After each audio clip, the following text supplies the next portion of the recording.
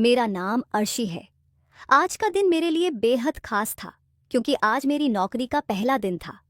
सालों की मेहनत और संघर्ष के बाद मैं पुलिस ऑफिसर बन गई थी। नौकरी के इस पहले महीने में ही मुझे लोगों से काफ़ी सराहना मिल रही थी। मेरी ईमानदारी और काम के प्रति समर्पण के कारण पुलिस स्टेशन में मेरी बहुत तारीफ होती थी। इस दौरान कई बार लोग रिश्वत देने की कोशिश करते थे, लेकिन मैंने उन्हें यह सिखाया कि रिश्वत देना और लेना दोनों ही पाप है। मैंने कई बार सख्ती से कहा, अगर आपने ऐसा दोबारा किया तो मैं आपको गिरफ्तार कर सकती हूँ। मेरी जिंदगी ठीक ठाक चल रही थी, लेकिन एक दिन ऐसा हुआ जिसने मेरी सोच और मेरी जिम्मेदारी को पूरी तरह बदल दिया। एक दिन पुलिस स्टेशन में एक जवान लड़की घबराई हुई और भागते हुए मेरे पास आई। वह रो रही थी और मदद की गुहार लगा रही थी। मैडम, प्लीज मेरी मदद करो, मुझे उन लोगों के पास वापस मत भेजो, मैं आपके आगे हाथ जोड़ती हूँ। उसकी हालत देखकर मैं हैरान रह गई।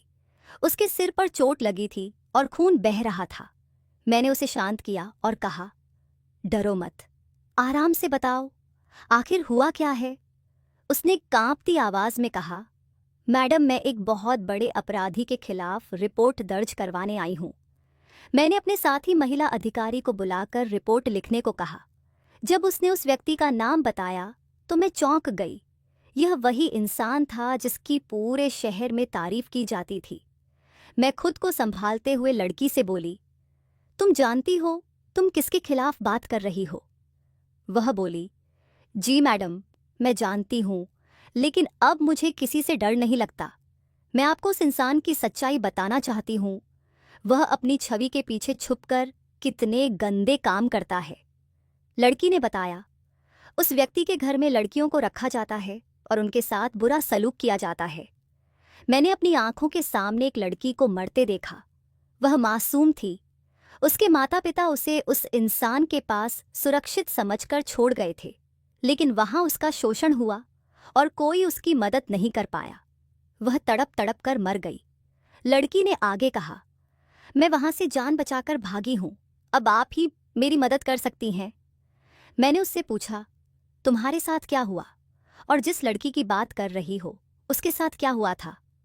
वह बोली, मैडम, वह सिर्फ बाबा ही नहीं, उसकी पत्नी भी बेहद खतरनाक और निर्दयी औरत है। उसने भी कई लड़कियों की जिंदगी बर्बाद की है। लड़की ने अपनी कहानी बताई, मैं एक गरीब परिवार से हूँ। मेरे माता पिता अब इस दुनिया में नहीं हैं। मैं अपने भाई और भाभी के साथ उनके घर में रहती थी। वह घर मेरा भी था, लेकिन मुझे वहां कभी अपनापन महसूस नहीं हुआ। जब से भाभी आई थी, उसने मेरे भाई को अपने काबू में कर लिया था। वह मुझसे घर का सारा काम करवाती थी और हमेशा मुझ पर आरोप लगाती थी। उसने पूरे गांव में बदनाम कर दिया था कि मेरा किसी लड़के के साथ अफेयर है। भाभी चाहती थी कि मेरी शादी जल्दी हो जाए, लेकिन मेरी उम्र ही क्या थी। मैं हर बार शादी से इनकार कर देती थी। एक दिन भाभी ने कहा, गांव में सतरंगी बाबा आए हैं। सतरंगी बाबा कौन थे मैं नहीं जानती थी, लेकिन मेरी भाभी उन्हें जरूर जानती थी। एक दिन भाभी ने कहा, तुम्हें सतरंगी बाबा के बारे में नहीं पता? वो ऐसी लड़कियों को अपने घर में जगह देते हैं जिनका इस दुनिया में कोई नहीं होता। अगर तुम शादी नहीं करना चाहती तो हमारे घर में रहने की जरूरत नहीं है। सतरंगी बाबा के घर जाओ और उनकी सेवा करो। उनके घर में तो पहले से कई लड़कियां रहती हैं। अगर तुम भी वहां चली जाओगी तो कोई बड़ी बात नहीं होगी। भाभी की यह बात मैंने अनसुनी कर दी और पड़ोस के घर चली गई। वहां बैठी पड़ोस वाली आंटी ने भी सतरंगी बाबा की बड़ी तारीफ की। उन्होंने कहा, तुम्हारे भैया भाभी तुम्हारा कितना ख्याल रखते हैं, लेकिन तुम उनकी बात नहीं मानती। अगर तुम बाबा जी के घर में जाकर रहोगी तो तुम्हारा जीवन सुधर जाएगा। वहां जाने वाली लड़कियां बहुत भाग्यशाली होती हैं। सुना है, जो लड़की बाबा जी के घर में 3 महीने रहती है उसकी शादी अच्छे परिवार में हो जाती है। बाबा जी उनके लिए विशेष पूजा पाठ करते हैं। आंटी की बातें सुनकर भी मैंने ज्यादा ध्यान नहीं दिया। अगले दिन सब्जी लेने बाजार गई तो वहां कुछ औरतें भी बाबा जी के बारे में बातें कर रही थीं। किसी ने कहा, सतरंगी बाबा पहले किसी और गांव में रहते थे, अब हमारे गांव में उन्होंने अपना घर बना लिया है। बाबा जी के घर में उनकी पत्नी और कई जवान लड़कियां रहती हैं। जो गरीब और बेसहारा हैं। मैं घर लौटकर यही सब सोचती रही।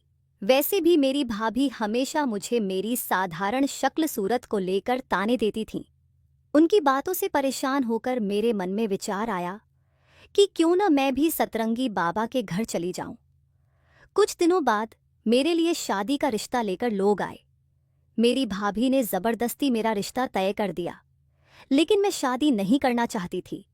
लड़की की माँ भी बहुत कठोर और सख्त लग रही थी। मुझे वह अपनी भाभी की तरह ही लगी। मैंने साफ इनकार कर दिया और कहा, अगर मेरी जबरदस्ती शादी करवाने की कोशिश हुई तो मैं घर से भाग जाऊंगी। इसके बावजूद मेरे भैया और भाभी ने मेरी शादी करवाने का फैसला कर लिया।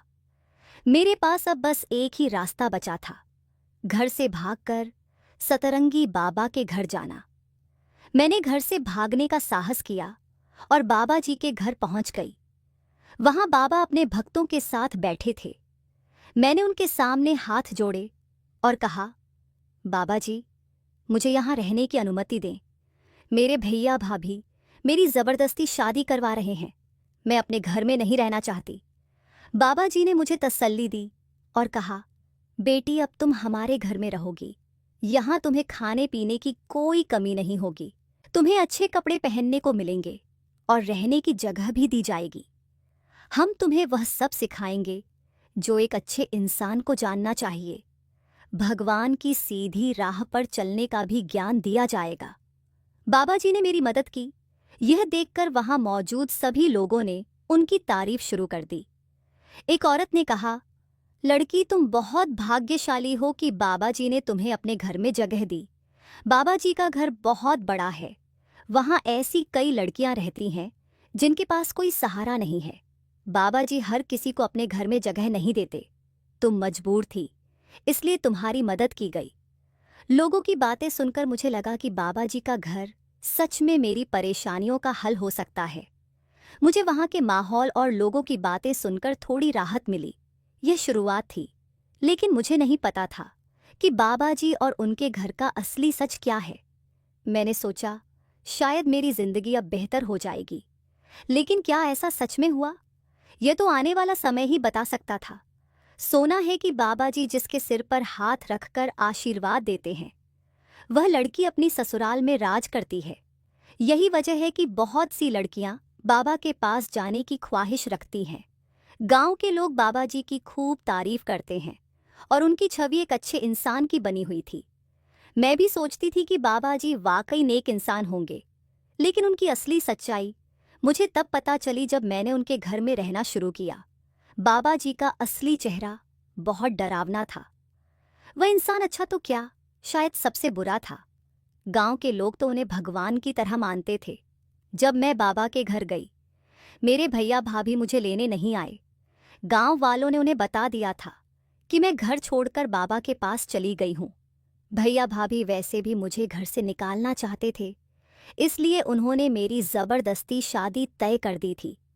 लेकिन मैं खुद बाबा के घर में रहने आ गई, जिससे उन्हें मुझसे छुटकारा मिल गया।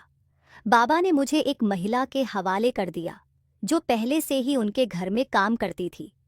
उसने मुझे एक कमरे में ले जाकर वैसे ही कपड़े पहनाए जैसे वहां की बाकी लड़कियां पहनती थीं।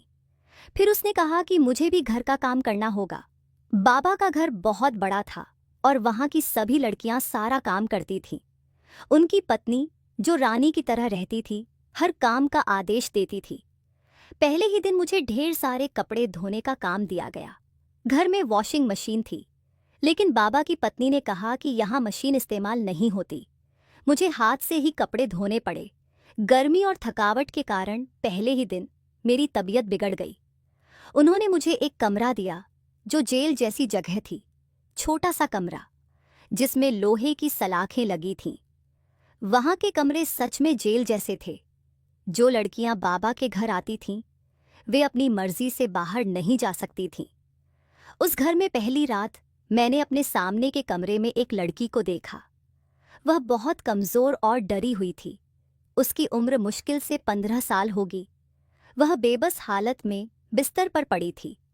मैंने उससे पूछा, तुम्हारी तबीयत ठीक नहीं लग रही, तुम कहाँ की रहने वाली हो? लड़की ने धीरे से कहा, मैं पड़ोस के गांव की हूं, यहाँ 10 दिन पहले लाई गई थी। मैंने उससे कहा, तुम बहुत खूबसूरत हो, लेकिन इतनी खराब हालत में क्यों हो? वह उदास होकर बोली, मेरी यही खूबसूरती मेरी दुश्मन बन गई है। यहाँ पर हर लड़की के साथ बुरा व्यवहार किया जाता है। बाबा और उसकी पत्नी बहुत घटिया लोग हैं। उस लड़की, जिसका नाम नीलिमा था, ने मुझे बताया कि बाबा और उनकी पत्नी लड़कियों को 3 महीने तक अपने घर में रखते हैं। बाबा उनके साथ गलत काम करता है और फिर उन्हें शहर में बेच देता है। गांव वालों को झूठ बोल दिया जाता है कि उनकी बेटियों की शादी शहर में अच्छे घरों में कर दी गई है। जब गांव वाले अपनी बेटियों के बारे में पूछते हैं तो बाबा उन्हें पैसे देकर चुप करा देता है और धमकी देता है कि अगर उन्होंने बेटियों से मिलने की कोशिश की तो उनके भविष्य पर बुरा असर पड़ेगा। नीलिमा ने कहा, यहाँ की लड़कियां अपनी इज्जत और आज़ादी दोनों गंवा देती हैं। बाबा की पत्नी सब कुछ जानती है, लेकिन वह उसे रोकती नहीं है। यहाँ से बहुत सी लड़कियों को रात के अंधेरे में ले जाया जाता है। वे रोती गिड़गिड़ाती रहती हैं, लेकिन उनकी कोई सुनवाई नहीं होती। नीलिमा ने अपनी आपबीती सुनाते हुए कहा, मैं यहाँ 10 दिन पहले आई हूँ। बाबा हर रात मेरे साथ बुरा व्यवहार करता है। उसकी पत्नी भी इसमें उसका साथ देती है। बाबा का असली काम लड़कियों की तस्करी करना है। गांव वाले सीधे सादे हैं और बाबा पर आंख मूंदकर भरोसा करते हैं। यही भरोसा बाबा की ताकत है। नीलिमा की बातें सुनकर मेरी आंखें खुलीं। मुझे समझ आ गया था कि मैं कितने बड़े दलदल में फंस चुकी हूँ। बाबा और उसकी पत्नी सेवा और भक्ति के नाम पर मासूम लड़कियों का शोषण कर रहे थे। उनके घर में आना अपनी जिंदगी और इज्जत दोनों को खोने जैसा था। अब मेरे सामने सबसे बड़ा सवाल था, क्या मैं इस नरक से निकल पाऊंगी या मेरी जिंदगी भी बाकी लड़कियों की तरह बर्बाद हो जाएगी? मैंने उससे पूछा, तुम यहाँ तक कैसे पहुंची? वह बोली, मेरे माता पिता भी सतरंगी बाबा पर बहुत भरोसा करते थे। मैं पढ़ना चाहती थी, लेकिन उन्होंने मुझे पढ़ाई नहीं करने दी। एक दिन मेरी तबीयत खराब हो गई। गांव के लोगों ने सुझाव दिया कि मुझे सतरंगी बाबा के पास ले जाया जाए। बाबा पर लोगों का विश्वास इतना था कि वे डॉक्टर के बजाय बाबा के पास जाना सही समझते थे। मेरी माँ मुझे बाबा के पास ले गई। बाबा ने मुझ पर मंत्र पढ़े और कहा कि मेरी तबीयत ठीक हो जाएगी।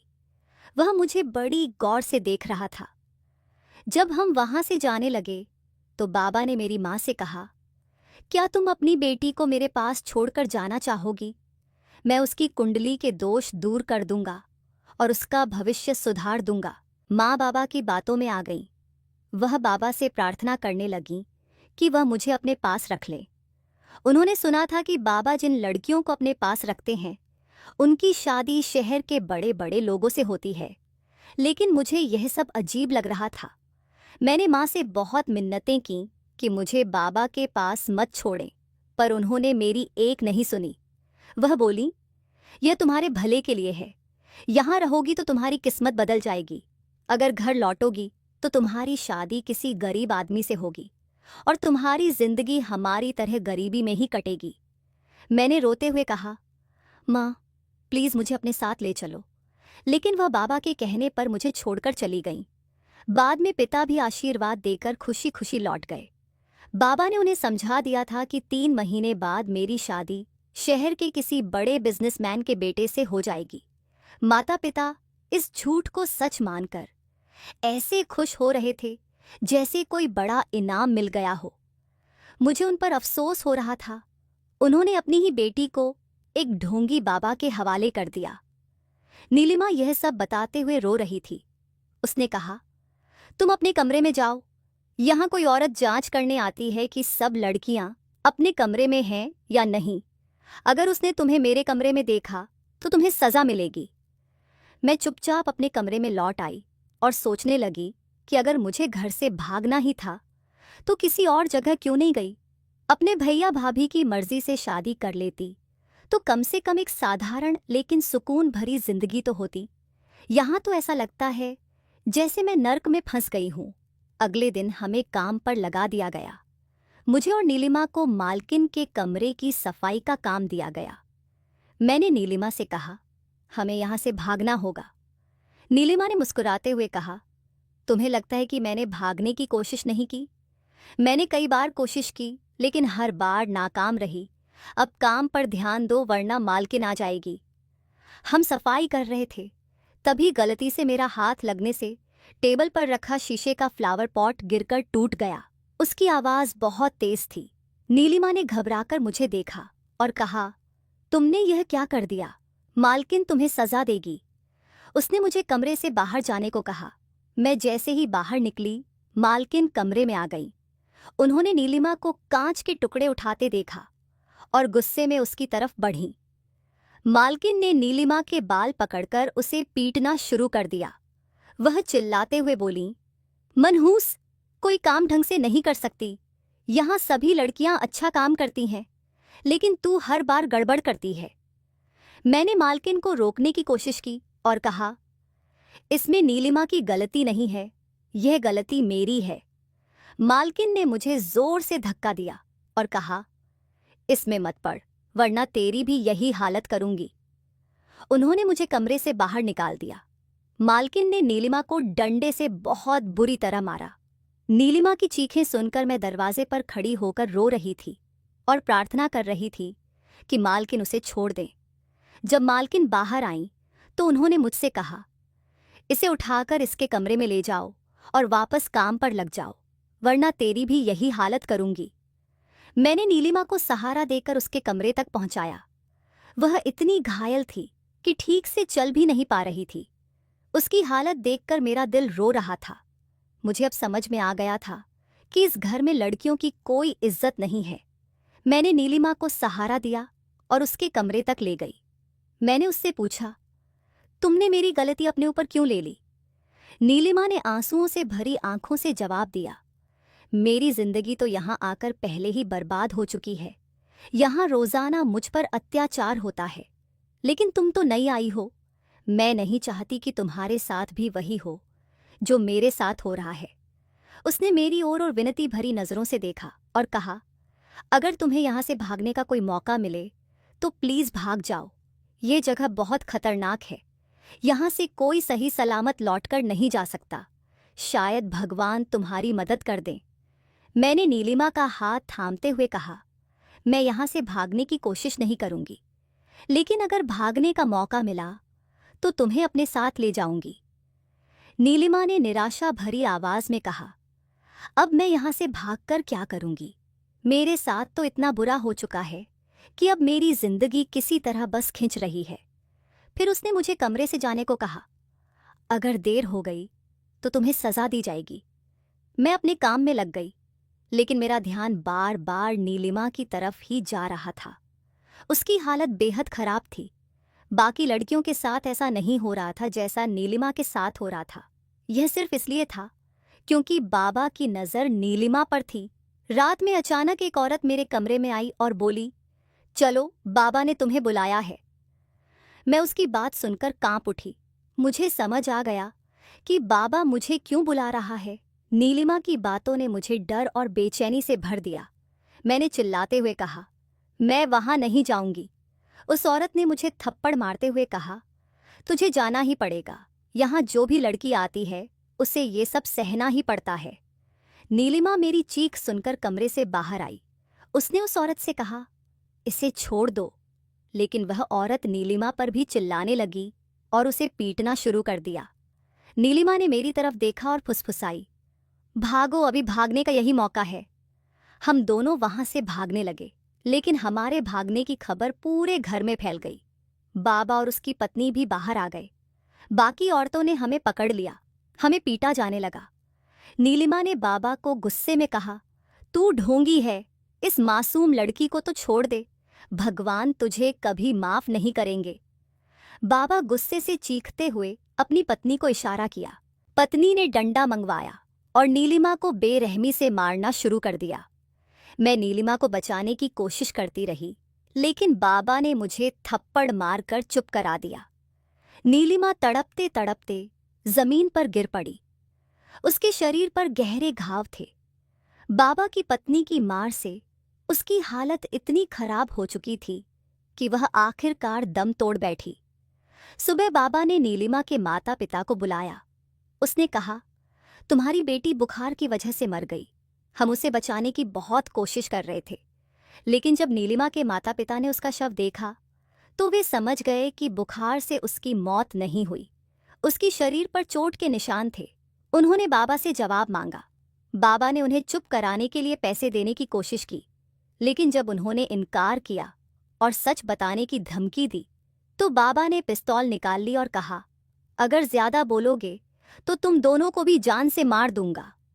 डर के मारे नीलिमा के माता पिता उसकी लाश लेकर वहां से चले गए। बाबा ने सभी को यह झूठ बताया कि नीलिमा बीमार थी और बुखार से मर गई। नीलिमा की मौत ने मुझे झकझोर कर रख दिया, लेकिन मैंने ठान लिया कि इस ढोंगी बाबा को सजा दिलवाकर ही रहूंगी। मैं हर कीमत पर इस नरक से निकलूंगी और उन सभी लड़कियों के लिए इंसाफ लाऊंगी जो यहां फंसी हुई थीं। गांव में सतरंगी बाबा का बड़ा प्रभाव था। लोग अपनी बेटियों को उसके पास इसलिए भेजते थे कि उनका भविष्य अच्छा हो जाए, लेकिन यह बाबा और उसकी पत्नी मासूम लड़कियों के साथ अत्याचार करते थे। एक दिन अर्शी नाम की लड़की, जो बाबा के चंगुल से बचकर भाग निकली थी, पुलिस स्टेशन पहुंची। वह रोते हुए बोली, मैडम, मैंने अपनी आंखों के सामने नीलिमा को मरते देखा। बाबा और उसकी पत्नी ने उसे इतना मारा कि वह दर्द सहन नहीं कर पाई। अर्शी ने बताया कि बाबा ने नीलिमा के माता पिता को बुलाकर कहा था कि उनकी बेटी की शादी शहर में हो गई है, लेकिन सच्चाई यह थी कि नीलिमा की हत्या हो चुकी थी। नीलिमा के माता पिता ने डर के मारे बाबा की बात मान ली और अपनी बेटी के शव को जंगल में दफना दिया। अर्शी ने आगे कहा, मैंने वहां से बचने की बहुत कोशिश की। एक दिन मौका देखकर, जब सब सो रहे थे, मैं छत से कूदकर भाग निकली। मेरे पैर में चोट आई, लेकिन मैंने अपनी जान बचा ली। पुलिस ने अर्शी की शिकायत दर्ज कर ली और मामले की जांच शुरू की। सबसे पहले नीलिमा के माता पिता से सच्चाई उगलवाई गई। उन्होंने स्वीकार किया कि उनकी बेटी को बाबा ने मार दिया और उन्हें डराकर जंगल में शव दबाने को कहा। जब पुलिस ने उस जगह की खुदाई की तो वहां से नीलिमा का शव निकला। फॉरेंसिक रिपोर्ट में पुष्टि हुई कि नीलिमा की पिटाई और उसके साथ हुए अन्य अत्याचारों के कारण उसकी मौत हुई थी। पुलिस ने बाबा और उसकी पत्नी को गिरफ्तार कर लिया। बाबा के अड्डे से कई लड़कियां बरामद हुईं, जिनमें से कुछ बाबा और उसकी पत्नी के अत्याचारों का शिकार थीं। गांव वालों के सामने सतरंगी बाबा की सच्चाई उजागर की गई। लोगों ने देखा कि जिन पर वे आंख मूंदकर भरोसा करते थे, वही उनकी बेटियों की जिंदगी बर्बाद कर रहे थे। इस घटना के बाद गांव वालों ने फैसला किया कि अब वे किसी बाबा को अपने गांव में नहीं आने देंगे। पुलिस ने लोगों को समझाया कि बेटियां माता पिता की जिम्मेदारी होती हैं और उनका भविष्य बनाने की ताकत भी माता पिता के पास है, न कि किसी ढोंगी बाबा के पास। अर्शी की हिम्मत के लिए उसे सरकार की ओर से इनाम दिया गया। उसके भाई ने उसकी शादी कर दी और अब वह अपने ससुराल में सुखी जीवन जी रही है। यह घटना हमें यह सिखाती है कि अंधविश्वास और ढोंगी बाबाओं से बचना चाहिए। बेटियां माता पिता के संरक्षण में सुरक्षित रहती हैं। किसी के बहकावे में आकर उन्हें ऐसे लोगों के हवाले करना उनकी जिंदगी खतरे में डाल सकता है। यदि यह कहानी आपको पसंद आई हो तो इसे लाइक और शेयर करें। ऐसी ही और सच्ची और प्रेरणादायक कहानियों के लिए हमारे चैनल को सब्सक्राइब करें।